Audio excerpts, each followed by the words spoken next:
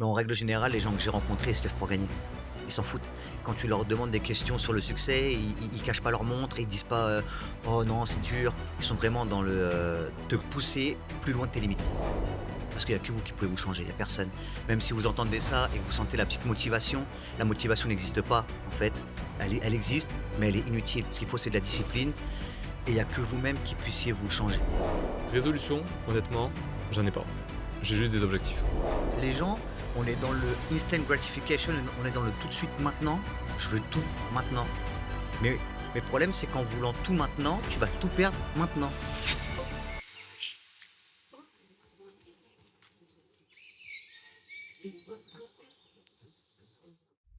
Bon mon frérot, Alors, comment ça va?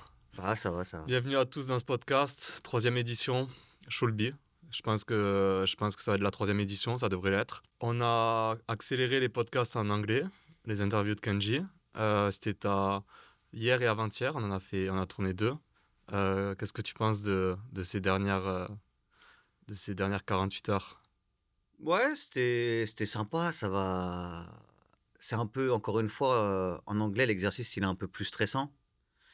Au début, encore une fois, moi, je suis pas le meilleur à poser les questions, je suis plus le meilleur à les ré en ré à répondre. Mais du coup, ça m'entraîne sur cet exercice. Et puis, comme ça, en même temps, je peux voir, dès le début, là, maintenant, toujours les points qu'il y a à travailler mais overall, genre, le tout, je trouve que c'était bien, surtout les avoir l'un après l'autre. Ça laisse pas trop de temps, de refroidissement, en fait. J'étais directement dedans, quoi. J'ai fait du coup, Medea, la CEO, c'était samedi et dimanche, Johnny et les 2. Qu'est-ce que tu as pensé de Medea d'abord? De l'interview avec Medea?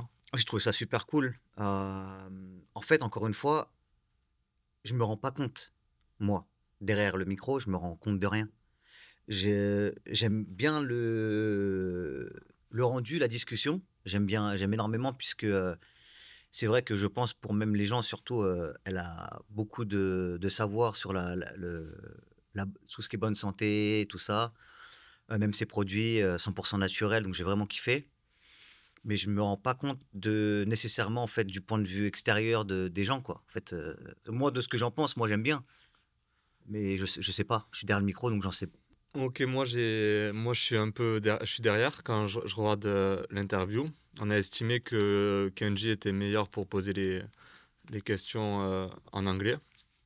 Je me débrouille, mais on a estimé qu'il était meilleur pour ça. Et du coup, moi je vois et j'aime beaucoup ce que ça rend. Et j'ai hâte qu'on les sorte. Et du coup, t'as pensé quoi de Johnny? Johnny m'a surpris.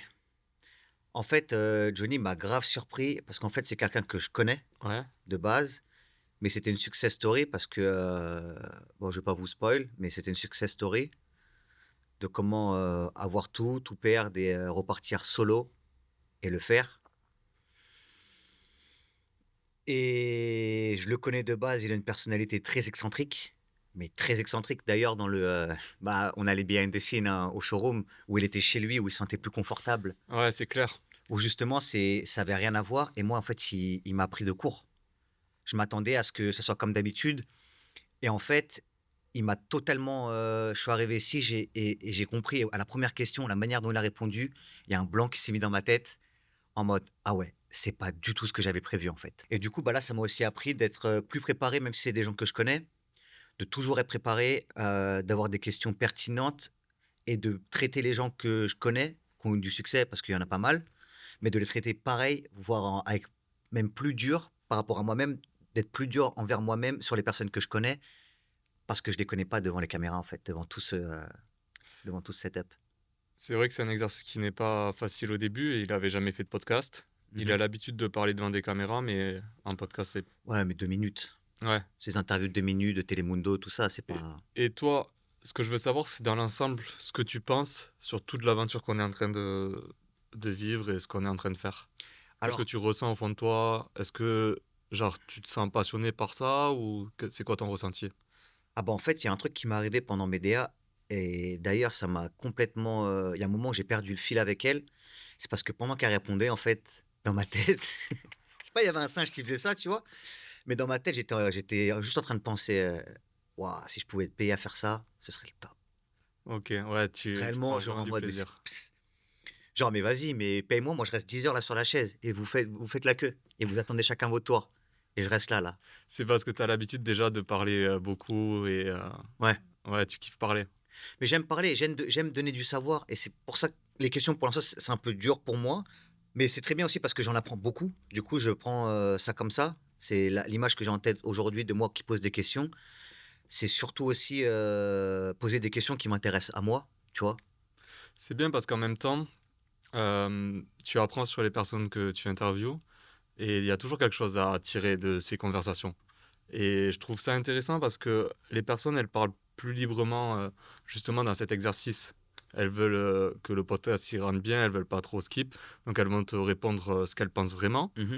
et il y a plein de choses à en tirer et je pense que c'est bien pour toi, pour apprendre des choses, évoluer, et petit à petit, tu vas être, plus à l'aise dans l'exercice et Et puis je vais avoir même mes routines, en fait. Pour l'instant, je suis en train de créer mes routines, en fait. Je suis en train de créer mes bases de, petit à petit, j'amène ma personnalité sur le podcast.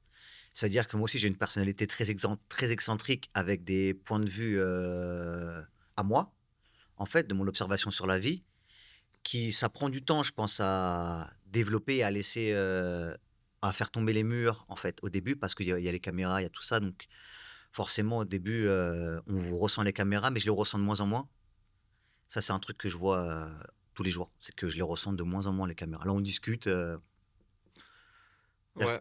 toujours un peu, mais pas le même stress que le premier podcast. Ta personnalité, elle ressort, déjà un peu plus sur le podcast qu'on est en train de faire en français que en anglais parce que tu poses les questions, C'est donc ça. en fait, c'est un format qui est différent. C'est un format qui est différent. Dans celui-là, on est plus en mode chill guy, Ouais. qui discutons un peu de tout et de rien. Et dans l'autre, c'est vraiment t'es intervieweur et tu poses les questions et tu Mmh diriges mh. le podcast. Donc c'est deux personnalités, c'est deux personnes différentes. Et, euh, et on va essayer peut-être de se rapprocher un peu du small talk, mais avec le podcast. Et même là, on ne sait pas encore la direction qu'on prend si, totalement au niveau de si on met les sous-titres en anglais, qu'est-ce qu'on fait, comment on les poste, mais on va figure it out, on va trouver.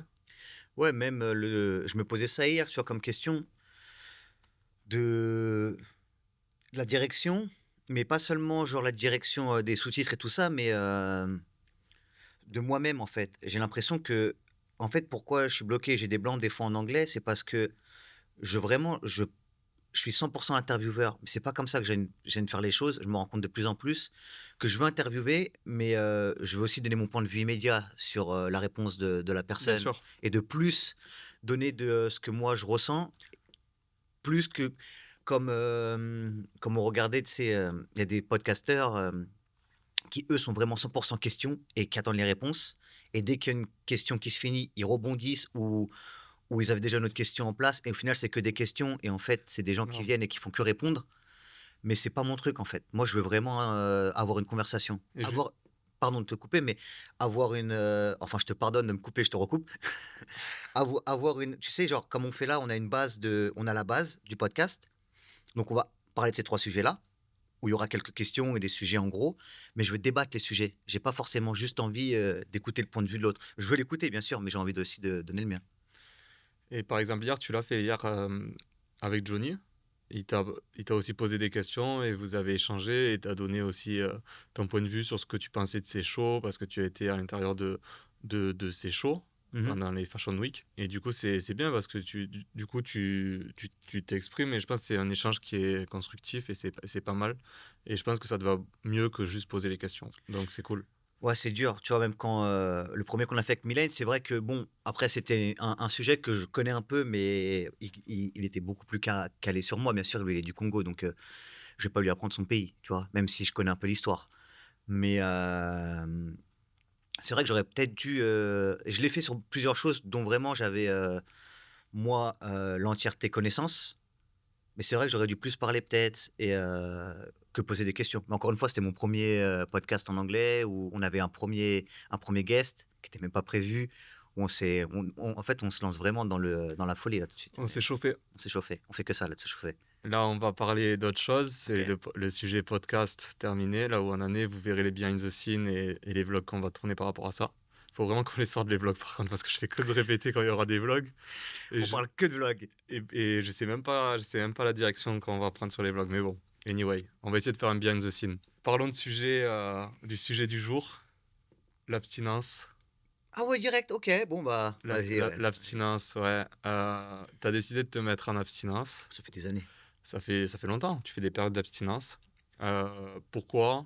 Qu'est-ce que tu ressens? Qu'est-ce que tu en penses de ce sujet-là? Déjà, premièrement, ma plus longue période d'abstinence, c'était 2 ans. C'est énorme. 2 ans d'abstinence et il faut savoir, c'est 2 ans où il y a pas de masturbation, où il y a rien. C'est 2 ans d'abstinence et bah, déjà, ce que j'en ai appris, c'est que, j'ai plus jamais, regardé, tu sais, les pornos, les trucs comme ça, tu vois? Ouais. Je me masturbe plus, du tout. Ça veut dire que si, vraiment j'ai des impulsions sexuelles, je vais au charbon. J'ai pas d'application Tinder, moi j'ai pas les réseaux sociaux, j'ai pas tout ça, moi faut que j'aille charbonner, à l'ancienne, tu vois? Où tu es dans la rue, tu vois une fille qui te plaît, tu vas lui parler. Et ça, c'est un exercice aussi que je me suis rendu compte que c'était très important.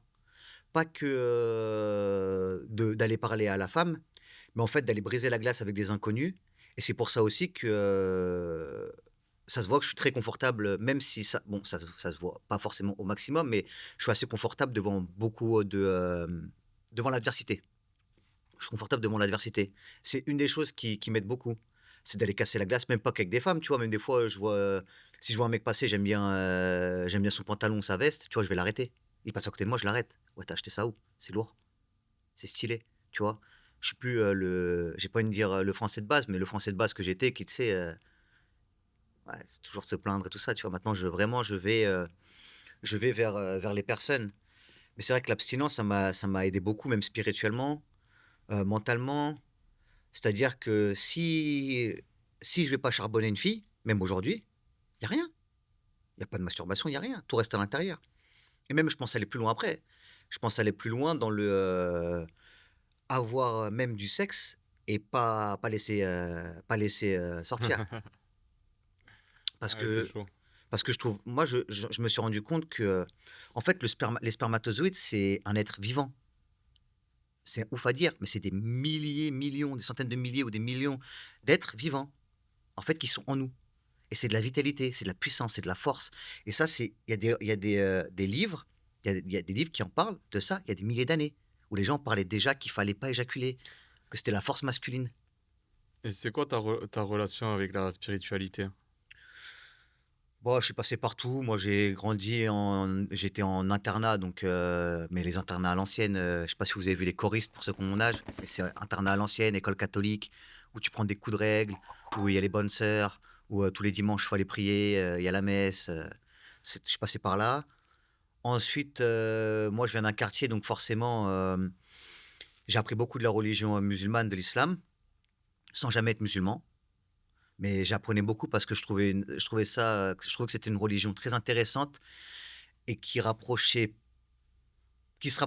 plus de la discipline que je recherchais et ensuite, j'ai lâché toute religion, je suis parti dans mon sac à d'âge, si ça se dit, Pas du tout. mais moi j'invente À chaque podcast, les gars, il va nous faire. j'invente des expressions et des mots, gardez-les. Le sac à d'âge. Le sac à d'âge, en fait, c'est quand tu saccades tout autour de toi.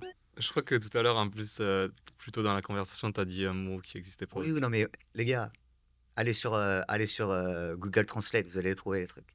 Sur ChatGPT. Ouais et pour en revenir, ouais, du coup, j'ai une vie, un peu compliquée, à Miami dans jamais pris de drogue. Ça, je préviens tout de suite, j'ai jamais pris de drogue, mais beaucoup d'alcool, beaucoup de fêtes, beaucoup de femmes, beaucoup de trucs qu'aujourd'hui je suis très loin de tout ça, tu vois? Et une fois, je suis passé par une boutique, à Coral Gables à Miami et j'ai acheté un petit Bouddha, en fait. Ça me rappelait aussi, du coup, les origines de mon pays, même si je le dis encore une fois, moi, je suis français, mais bon, je suis pas catholique, mais je suis français, mais mine de rien, j'ai comme du sang, du Japon qui coule dans mes veines et dans l'ADN, forcément, il y a des souvenirs et des mémoires qui parcourent, le temps et les générations et ce Bouddha, il m'a attiré, je l'ai acheté et depuis, j'ai commencé à prier et j'ai eu ma période, très bouddhiste et ça m'a aidé, d'ailleurs, d'après cette expérience-là, je suis devenu, complètement, végane et ainsi de suite. Et depuis, je vois pas le bouddhisme, moi, comme une religion, je le vois plus comme, une hygiène de vie. Donc, pour moi, comme tous les autres bouddhistes, Bouddha n'est pas un dieu. Bouddha, c'était une personne qui s'est, illuminée, qui a aidé à l'illuminement de l'humanité et ceux qui l'ont suivi. Donc, mon ressenti à la spiritualité, c'est, parce que je parle beaucoup pour rien, mais mon ressenti à la spiritualité, ouais, c'est plus proche du bouddhisme, plus proche de la spiritualité mentale que physique. C'est qu'il y a beaucoup de gens, enfin même pas mental, ouais, spiritualité de l'âme, plus que du mental même. En fait, il y a beaucoup de gens qui suivent des religions, heu et qui la suivent, les yeux fermés, sans vraiment la ressentir. Ça veut dire qu'il y a beaucoup de gens, qui se disent d'une religion, qui vont aussi prier ou peu importe, mais qui ne ressentent pas vraiment l'illumination et les effets de la vraie spiritualité. Tu penses que c'est dû à quoi? C'est une habitude qu'ils prennent et après ça devient une habitude et ils C'est une font matrix. OK. Pour moi tout seul, je pense que c'est une matrix. Il y a beaucoup de gens qui pourront, peut-être, se voir dans ça, dans le sens où ils suivent, une religion les yeux fermés, mais ils ressentent pas et le jour où ils ressentiront, l'illumination, ils se rendront compte que, faut pas suivre la religion aux yeux fermés, en fait. Il faut comprendre pourquoi elle est là. C'est une hygiène de vie et aussi elle a été, pour la plupart, écrite par les humains, donc toutes d'ailleurs. Donc il faut prendre le bon de la religion, de toutes les religions, parce qu'elles ont toutes du bon et faire une salade avec J'ai et toujours été fasciné par les personnes qui, vont lire tous les livres, de religieux et se faire leur propre idée de Dieu, de ce qu'est Dieu, mmh de ce que ça représente pour eux personnellement et ça m'intéresse beaucoup. Avant, je voulais même pas en entendre parler, de la religion et petit à petit, je m'y suis intéressé et maintenant je suis plus ou moins croyant. Pas forcément à une religion en particulier, mais je sais, pour moi, il y a un Dieu et j'ai ma propre définition et je vais m'intéresser un peu à lire les livres, je pense, prochainement. C'est quelque chose qui m'intéresse. Je me suis rendu compte que le monde était plutôt bien fait et que je pense vraiment qu'il y a quelque chose, il y a quelque chose derrière ça, derrière tout ça, tu vois. Personnellement, après, t'as, toi, ta vision de la spiritualité, de la religion, j'ai la mienne, chacun a la sienne, et c'est possible que la mienne évolue avec le temps. Avant, j'y croyais pas du tout, mais je voulais pas du tout en entendre parler. Et maintenant, je m'y intéresse et ça m'arrive de prier. ah oui, non mais il faut comprendre qu'il y a un Dieu. Enfin, c'est pas il y a un créateur en tout cas, vous l'appelez comme vous voulez, mais il y a un créateur. Moi, il y a un truc que j'ai kiffé que tu faisais, c'était avant de manger, tu pries Mmh. pour remercier la nature. C'est une question de gratitude. Et, euh, et maintenant, moi aussi. Et je trouve que c'est bien ça remet un peu les choses dans leur contexte. On a de la chance de pouvoir manger à notre faim. C'est une chance, tu vois, il faut savoir l'apprécier, on s'en rend pas compte. Il y a l'overconsommation partout, c'est ce dont on parlait la dernière fois, surtout aux US. Et c'est bien de juste remercier la nature, de pouvoir manger à sa faim et d'être. Parce que ça n'a pas toujours été le cas. Et du coup ouais, maintenant, c'est quelque chose que j'ai adapté à ma routine et c'est quelque chose qui te rapproche un peu de la spiritualité. Bien sûr, mais il faut comprendre aussi que, les gens aujourd'hui, ils vont au supermarché et s'achètent un paquet d'oranges, il y en a 10 et le temps qu'ils en mangent 8, il y en a 2 qui ont moisi, du coup, ils les jettent, mais ils se rendent pas compte, en fait, du travail de l'arbre, de la graine à l'orange. Ils se rendent pas compte de tout, en fait, de tout ce qui va avec ça. C'est pas juste aujourd'hui, on voit une orange dans un panier. Mais c'est comme, aujourd'hui, on voit des millionnaires et on veut juste leur succès. Mais il faut se rendre compte que l'arbre, avant, c'était une graine Mm. qui a poussé des racines, qui a commencé à pousser. Ça a pris des années. Certains arbres, ils prennent des années à pousser et une fois qu'ils sont à l'état d'arbre, ça prend des saisons pour que enfin finalement, l'orange parce qu'il faut aussi qu'il y ait de la pluie. Parce que s'il y a pas de pluie, il y a pas d'eau. S'il y a pas d'eau, il y a pas d'orange. Parce que dans l'orange, qu'est-ce que c'est? C'est de l'eau. C'est de l'eau d'où? De la pluie et tout ça, les gens comprennent pas. Que les racines, c'est un filtre naturel de l'eau de la pluie qui monte dans l'arbre et qui remplit des fruits. Et tous les fruits que vous mangez, tous les légumes que vous mangez, c'est que de l'eau. Et c'est de l'eau de la pluie. Et s'il n'y a pas de pluie, il n'y a pas d'eau. S'il n'y a pas d'eau, Il n'y a pas de fruits. il y a pas de fruits, il n'y a pas de légumes. Ah, mais c'est vrai. Mais on se rend pas compte. Les gens, on est dans le instant gratification, on est dans le tout de suite maintenant. Je veux tout maintenant. Mais le problème, c'est qu'en voulant tout maintenant, tu vas tout perdre maintenant. Faut comprendre que tout ce que tu manges, il y a un procédé. Et c'est pas le procédé j'ai égorgé une vache et je mange un steak. C'est pas ça le procédé de la vie. Non, le procédé de la vie, c'est faut comprendre que tout a été une graine, comme nous, on a été une graine un jour et qu'aujourd'hui on en est là. Et c'est pareil pour le succès, c'est pareil pour ce podcast. Il est encore à l'état de graine et dans 2 3 ans de maintenant, s'il faut, on ne sait pas, mais s'il faut, il y a des millions de followers, des gens qui nous suivent de partout et on n'en sait rien encore, parce qu'encore on est en état de graine. On va aborder un autre sujet. Mhm. Récemment, je t'ai offert un livre sur la finance que tu es en train de Mhm. lire. Ouais, d'ailleurs je Euh, l'ai là. hein? D'ailleurs, je l'ai. Tu l'as pris avec toi? T'en es où à la moitié? Un peu plus de la moitié, ouais. C'est L'homme le plus riche de Babylone. C'est un de mes premiers livres sur la finance. Et je trouvais intéressant de te l'offrir pour que tu aies un peu cette base sur la Mhm. finance. Et je voulais savoir ton ressenti par rapport à ça. Bah, d'abord, tu m'as acheté un livre en anglais archaïque. Ouais, je savais pas. En fait, le livre, il est écrit en anglais, c'est archaïque, et c'est un vieux anglais avec des mots qui n'existent plus. Et du coup, Bah, pas du tout en fait. Et là, je me rends compte que tout le langage de l'anglais a été simplifié de fou. Le langage anglais a été simplifié. Donc, les 2 premiers chapitres, j'ai dû les relire 2 3 fois avec, un Google, Translate parce qu'il y a beaucoup de trucs que tu comprends pas, en fait. J'ai jamais appris cet anglais-là, en fait, tout simplement. Et c'est comme, c'est un anglais, ouais, un anglais ancien, un anglais archaïque. Donc oui, donc maintenant, ce qui est bien, en plus de non seulement d'apprendre sur les finances, mais j'ai appris l'anglais archaïque. génial. C'est super génial. Maintenant, je le lis normal et je sais ce que c'est le Euh, thyself et tous ces trucs-là. il faut savoir un truc, c'est le deuxième livre que je lui offre. Le, le premier, je lui ai acheté un livre. Je voulais, parce on aime bien les Harry Potter et tout Mhm. comme ça, je lui ai offert un livre Harry Potter. Sauf que je me suis trompé. Et je t'ai pris une pièce de théâtre. Mais pas une pièce.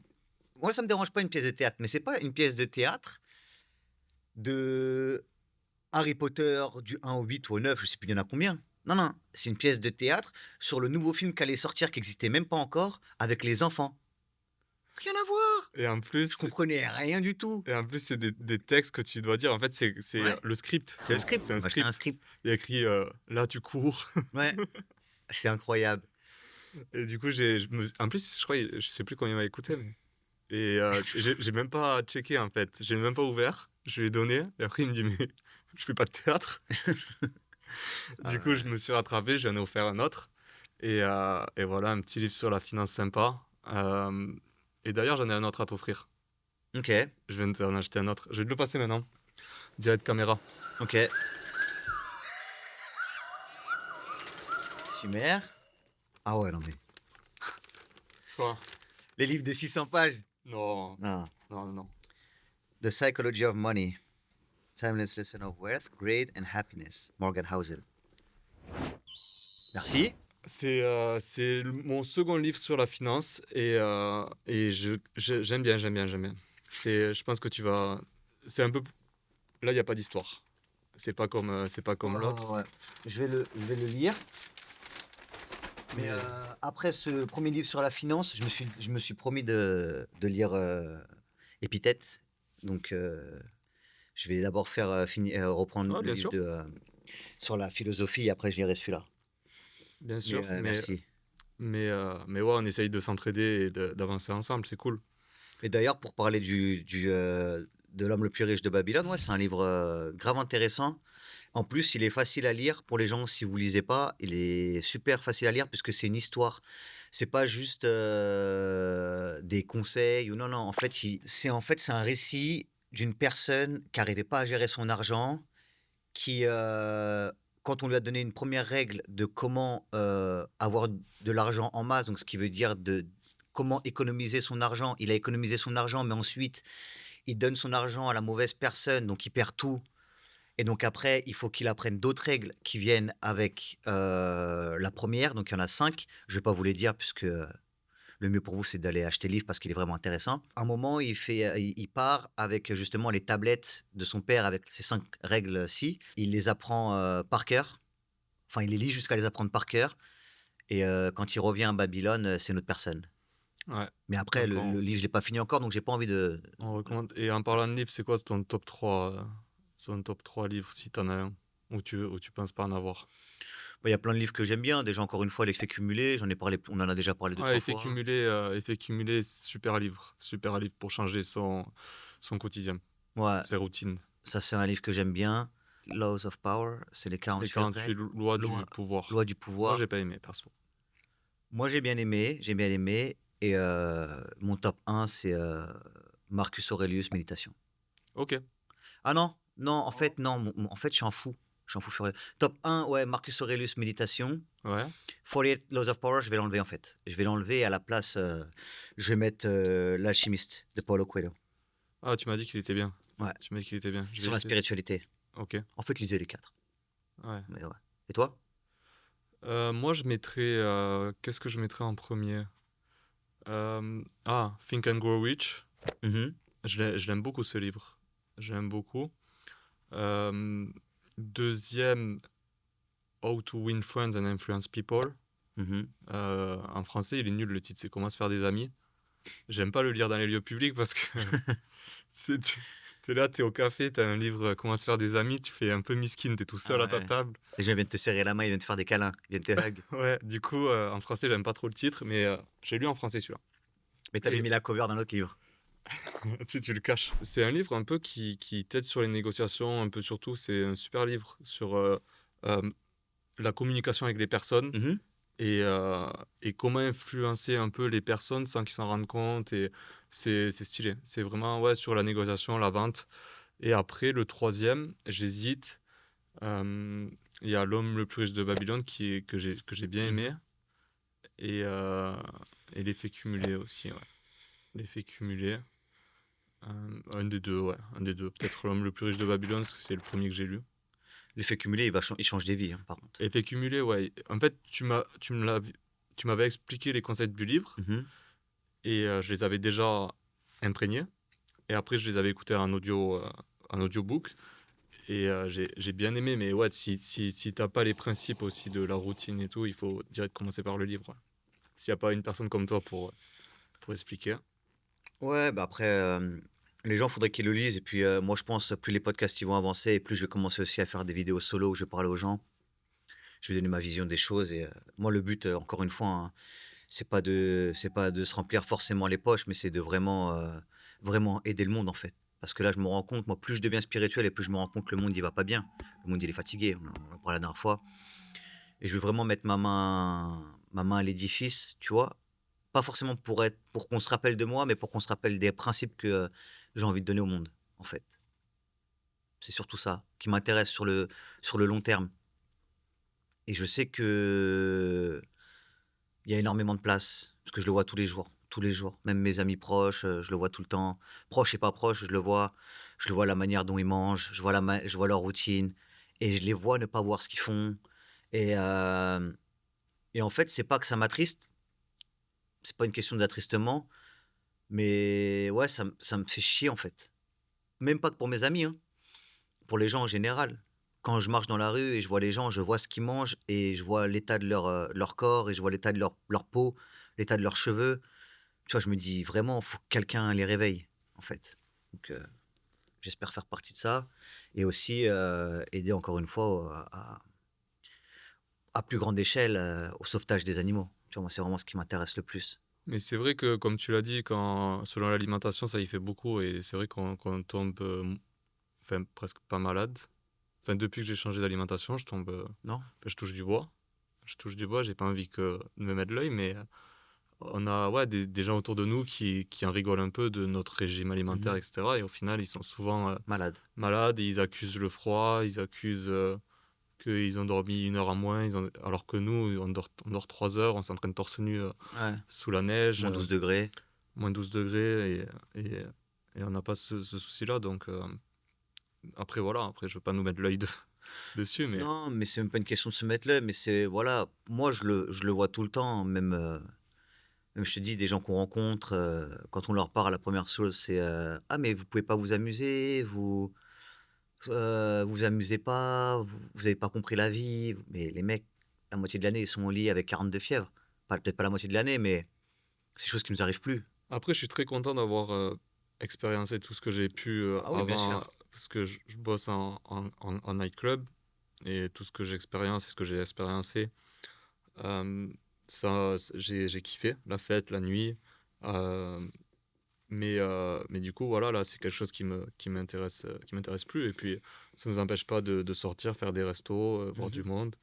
C'est juste que notre vision, elle a changé et notre, voilà. Mais non, ouais. Y a pas de souci à se faire. Est-ce que tu as prévu des questions ou pas? J'ai pas vraiment prévu de questions, mais j'ai toujours des questions en tête, comme par exemple, c'est quoi tes inspirations tous les jours, tu vois? Dans quel sens?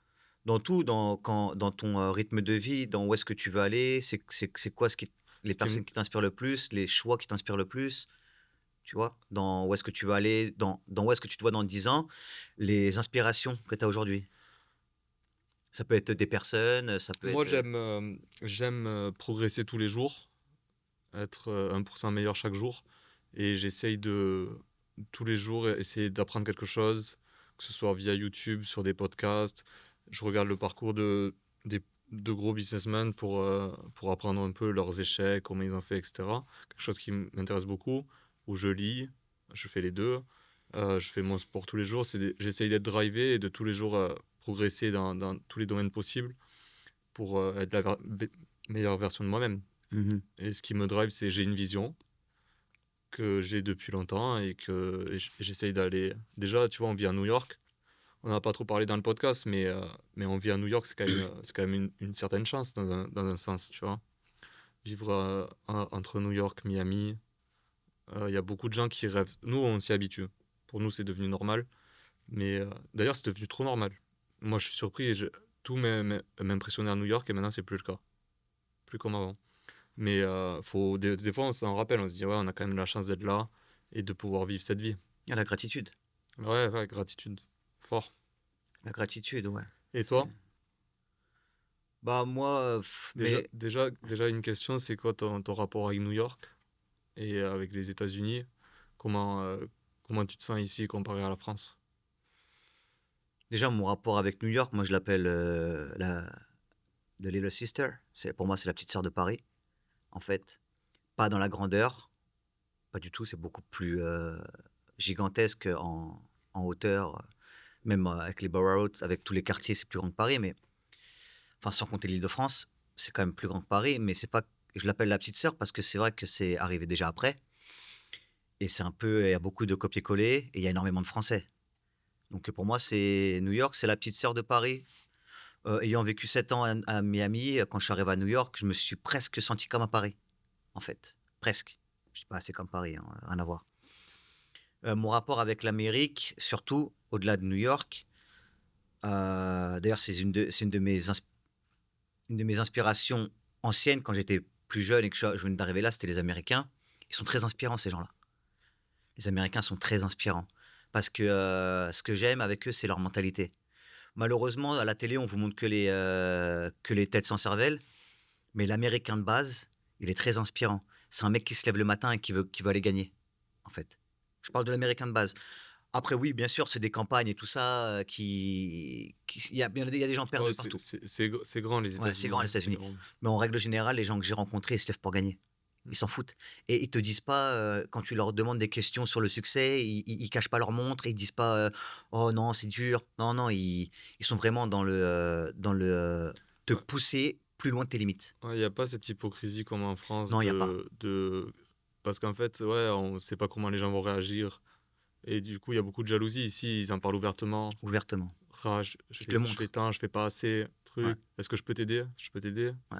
Vas-y. Il y a beaucoup d'entraide ici, hein. Ouais, hier, on a discuté avec Médéa. On a mangé avec Médéa qu'on a interviewé.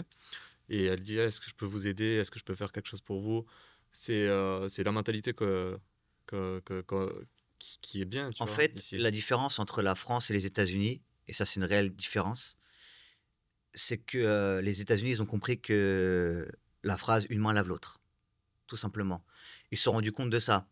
Ça veut dire qu'en France, si vous voyez, et la plupart des gens, hein, je dis pas tout le monde, mais c'est vrai que la plupart des gens, quand ils voient que votre jardin, il pousse mieux que le leur, ils vont venir et ils vont piétiner vos fleurs. Alors qu'ici, ils vont vous aider à arroser vos plantes, hein, parce qu'ils savent. Vous partagez la même terre. Et c'est ça que j'aime bien avec l'Américain.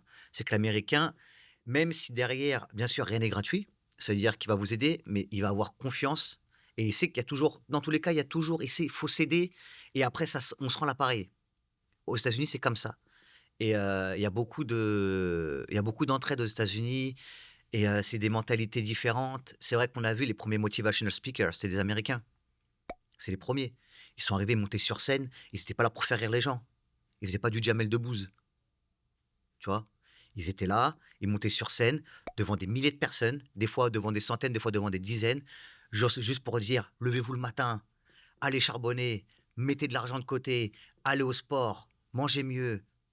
Mais ça, c'est américain total et c'est ça que je kiffe avec eux. Ils sont dans le rentre dedans. Ils sont pas dans l'hypocrisie, ouais. Donc ça, c'est mon rapport à l'Amérique, j'adore les Américains. Et toi, qu'est-ce que tu penses? Parce que toi, tu es plus souvent en France que moi. Ouais, moi je fais beaucoup d'allers-retours. Je suis dans le sud de la France l'été. Et qu'est-ce que j'en pense? New York en particulier, c'est spécial. Je compte pas vraiment ça comme les États-Unis dans un sens où c'est très beaucoup de touristes, beaucoup Mmh. mélangé, un melting pot. Et il y a beaucoup de choses qui m'énervent ici. C'est la saleté, il y a beaucoup d'Américains aussi qui sont sales aussi, tu sais, qui jettent des trucs par terre, la ville elle est Mmh. sale. Il y a beaucoup de choses qui me dérangent ici. La police ils s'en foutent de tout, mais il y a du bien et du mauvais. Euh, sur d'autres parties des États-Unis, c'est différent, mais en tout cas, niveau mindset, niveau mentalité et les échanges qu'on a ici, ils sont beaucoup mieux qu'en France. En France, on, on, on essaye de te faire descendre souvent, et ça, bon, c'est un truc qui revient souvent, tout le monde est au courant de ça, c'est pas une nouveauté. Et après, non, la vie ici, j'aime beaucoup. Bon, c'est devenu très cher, grosse inflation. Ouais. Moi, je les vois avec les allers-retours, hein. Là, sur 4 ans, bon, je vais faire le français en pleine, mais sur 4 ans, ça a explosé. Là, c'est vraiment. Tu vas acheter des tomates, si tu payes 10 balles tes tomates. Non, mais c'est même ouais, pour moi, ce qui m'a choqué le plus, c'était le 8 $ pour le petit thé, là. Ouais, 8 $ le Le thé. thé noir Le en thé sachet. noir, un sachet Lipton. Lipton, 8 dollars. Pas la boîte de thé, hein. Le thé. Ouais, ouais. Ça m'a choqué. Mais ouais, après, voilà, ça fait partie du jeu. On gagne plus. Ouais. On gagne plus, on a plus à dépenser. Mais voilà, c'est pour ça que quand les Américains viennent dans le sud de la France, ils font la fête, ils dépensent beaucoup. Les prix sont bien moins Mmh. chers qu'ici. Et non, moi, overall, j'aime beaucoup la mentalité, j'aime beaucoup le business, j'aime beaucoup ce mindset qu'ils ont. C'est pareil, New York, c'est une ville où ça bouge, les gens veulent faire de l'argent et sont motivés. Et voilà, moi, mon futur, je le vois ici. Enfin, pas à New York, certainement pas à New York, mais je le vois aux États-Unis. Ouais. Et Miami, je sais que ça t'avait pas tellement plu que ça. Non, Miami, j'ai du mal. Après, moi, je suis du sud. J'aime beaucoup le sud de la France. Cannes, Mmh. Saint-Tropez, Monaco, tout ce bord de mer, même après, même Montpellier, tout ça. Et je trouve que c'est limite, ouais, c'est pas si fou, je trouve. On a fait des classes, mais c'est pas exceptionnel. Je pense qu'il y a d'autres endroits aux États-Unis qui sont bien mieux à aller voir, qui sont beaucoup plus intéressants. Miami, c'est devenu un peu le. Tous les Français vont là-bas pour me poster sur Insta. Après, il y a une chose que j'aime beaucoup à Miami, c'est l'esprit américain qu'il y a là-bas, de ceux qui vivent là-bas, et qui ont plus le sourire qu'à New York, plus la pêche, plus d'énergie. Beaucoup de gens font du sport. Il y a beaucoup de choses que j'aime à Miami. Ce que j'aime pas, il y a des choses que j'aime pas et des choses que j'aime. Mais c'est comme partout. Moi, je suis en pro Miami, tu connais, Comme hein. partout, ouais, toi tu kiffes Miami. Mais Miami, c'est vrai qu'en fait, quand on vient à New York, quand on va en vacances à Miami, on fait les allers-retours parce que c'est Mmh. 3 heures. T'arrives, il y a les gens qui sourient. Déjà, ça choque. Parce qu'à New Ouais. York, les gens, ils sourient pas. Les gens, ils sourient, ils sont là. Tu sais, par exemple, des fois, on voit un chien, on va le caresser. Ici, ils tirent la laisse, des fois, Ouais. tu vois, à New York. Alors que là-bas, ils sont là, ils discutent avec toi. Et Ouais. c'est plus simple de faire des connexions, même à Miami, je trouve. Ouais et même, Les moi, gens, je ils vais sont moins dans la aller routine. ouais, même moi, Où... je vais aller droit au but. D'ailleurs, hein, quand on parlait de l'abstinence, je me prive à New York, par contre pas à Miami. Donc ça veut dire si pendant 2 mois je vais pas à Miami, bah, c'est 2 mois d'abstinence. Par contre, quand je vais à Miami, je me prive pas et puis en même temps à Miami, c'est pas que c'est plus facile, mais les gens plus sont plus ouvert. ouverts en fait, même les femmes, elles sont voilà, elles ont le sang latin, il fait chaud et elles sont, après ouais, elles se donnent pas à tout le monde, à n'importe qui non plus, je pense. Mais c'est vrai que c'est plus intéressant. Moi, les New-Yorkaises, elles m'intéressent pas, en fait. elles m'intéressent pas, elles sont pas souriantes, elles sont grises. On dirait, tous les matins, elles se lèvent, elles se mettent des je sais pas, elles se lèvent avec un nuage gris au-dessus de la tête. Il y en a qui sont sympas, je dis pas. T'as d'autres questions à me poser je sais plus si j'en avais noté. Non, pas forcément, j'ai pas forcément de questions, tu vois? Là, j'étais venu vraiment pour chill, avoir une discussion, parler un peu, des anciens podcasts. Ouais, d'ailleurs, est-ce que tu as une idée, tu déjà une idée un peu des personnes que tu aimerais qu'on interviewe? En anglais ou en français? Je pense qu'il y a plein de monde qui est possible. Il y a plein de monde qui est possible. J'ai des petites idées, mais je sais pas si j'ai envie d'en parler maintenant Ouais? sur le podcast. Mais je pense qu'on va avoir du lourd. Ouais. On va avoir des personnes sympas à interviewer. Je vais me lancer dans un fast de 100 heures. OK. Je vais le faire là. Je vais rentrer en France un peu voir la famille. Parce que je les ai pas vus pendant les fêtes. Ça fait un moment que je les ai pas vus. Et je vais me faire un challenge 4 jours sans manger. Tu l'as fait toi? Non, t'as pas fait aussi longtemps. Je fais 72, 73, ouais, 72. Ouais, ouais, c'est quasiment, ouais. C'est 3 jours. Ouais. Tu vas faire 4? Ouais. 4 jours pour un peu, comment on dit, recommencer, Reboot? reboot le cycle. Le système? Ouais, Un redémarrage? travailler les kétosis, tout ça. Les quoi? Kétosis, c'est ce qui Ah! transforme ta graisse en CO2 et après que ça te fait une bad smell. Ah ouais, aussi, du coup, les résolutions pour 2025? Résolution 2025. Ouais, on vient de commencer l'année là. Euh, J'aime pas trop les résolutions. Ouais, j'aime les révolutions, mais j'aime pas les résolutions. J'aime les révolutions, mais pas les résolutions. Non, résolution, honnêtement, j'en ai pas. J'ai juste des objectifs. Je me fixe des objectifs. C'est pas forcément des résolutions. C'est juste ça permet, tu vois, de te dire, te mettre genre à la fin de l'année, faut que j'ai fait, faut que je fasse ça. Faut que ça soit fait. Mmh. Mais c'est dans la continuité de ce que je fais au quotidien, donc il y a pas de nouveauté, pas de choses où je vais me dire je vais faire tant de trucs par jour ou Ouais, ouais. prendre des douches froides ou truc. C'est juste je suis dans une continuité et c'est toujours être meilleur chaque jour. Voilà, le nouvel an, le premier, on était pas en train de dormir et on était au sport. On commençait la journée comme tous les jours. Parce que malheureusement, ouais, la plupart des gens. Après, je dis pas il faut fêter, hein, il faut célébrer. Mais c'est dommage de commencer l'année en étant complètement malade et, euh, et commencer avec des pizzas, des burgers dès le premier. Le premier, surtout que je pense que pendant les fêtes, on mange déjà assez bien comme ça. Ouais, Donc pas de résolution, juste être meilleur chaque jour.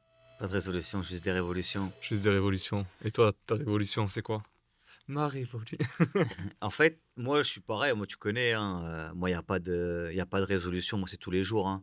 Moi, pour moi, attendre une date, pour, que ce soit même, fêter quelque chose, moi, j'aime pas attendre pour quelque chose, ça donne des excuses aux gens, de se dire: «Ah bah, je vais attendre, 2025 pour me lancer sur quelque chose», alors que, en réalité, il faut pas attendre. C'est tous les jours.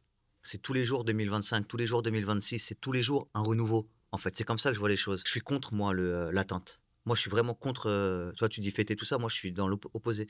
Moi, je suis contre, attendre et célébrer. Oui, on passe une autre année. Non, faut fêter tous les jours. Pas en buvant, mais tous les matins quand je me lève, tu vois, encore une fois de la gratitude. J'ai mes 2 jambes, j'ai mes 2 bras, j'ai mon cerveau. Je peux voir, sentir, je peux penser. C'est ça, la vie. C'est pas attendre un jour pour me dire: «Ah ouais, une année de plus». Non, c'est: «Oui, un jour de plus. Merci», tu vois? «Merci». Et j'écris beaucoup et un jour peut-être que je vous lirai mes écrits, mais il y a un passage où je dis, de, penser au prisonnier qui lui ne rêve que de liberté. Et quand vous avez pensé au prisonnier qui ne rêve que de liberté, maintenant pensez à l'enfant avec, une leukémie qui lui ne peut même pas rêver, en fait. Et ça revient au remercier tous les jours. Le remerciement journalier tous les jours, d'être en bonne santé, de pouvoir parler, même si vous n'êtes pas forcément en bonne santé maintenant, d'avoir la possibilité de changer. Parce qu'il n'y a que vous qui pouvez vous changer, il n'y a personne. Même si vous entendez ça et que vous sentez la petite motivation, la motivation n'existe pas, en fait. Elle existe, mais elle est inutile. Ce qu'il faut, c'est de la discipline. Et il n'y a que vous-même qui puissiez vous changer. Uniquement vous. Et moi, je me change tous les jours. J'attends pas 2025. Mon anniversaire, je le skip comme jamais. Je m'en fous de mon âge. Ça change rien. Demain, le soleil va se lever de la même manière, il va se coucher de la même manière. Et c'est tout. De toute Sans t'es japonais, tu vieillis pas. façon, voilà, je vieillis pas. On est bon? Ou tu avais une. Ouais, j'aimerais vraiment vous dire ça, ouais. Ça, c'est vraiment le truc que j'aimerais dire aux gens, c'est arrêter d'attendre. Arrêtez d'attendre pas pour célébrer, mais vraiment ayez la gratitude, en fait, de vous dire que, vous êtes en vie et que, si vous vous donnez les moyens, vous pouvez changer et qu'il y a pas forcément, quelqu'un qui va venir toquer à votre porte, vous donner de l'argent, en fait, et que l'argent que vous avez et la santé que vous avez, c'est à vous de le construire vous-même. Soyez heureux, soyez même s'il y a des choses, par exemple, vous avez perdu quelqu'un ou vous vous sentez pas bien sur le moment, soyez déjà heureux de sentir quelque chose. Parce qu'il y a des gens qui peuvent rien ressentir, ils sont morts. Donc c'est tout. Voilà, moi c'était tout. Tout pour moi, en fait. Pas de Ok, résolution de 2025, la révolution. juste la révolution. Juste la révolution. Bon, merci à tous d'avoir regardé ce podcast. N'hésitez pas à commenter. Vous avez tous les liens de nos réseaux sociaux en dessous de la vidéo. Euh, Quelque chose à ajouter? Non, non, non, non. Pressé que De- tout ça sorte. pressé que tout ça sorte, mais pressé déjà du prochain podcast, parce qu'on vous réserve quelque chose. La Californie, mais on va pas en dire plus. Ouais, c'est ça. Merci à tous et à la prochaine. Ciao.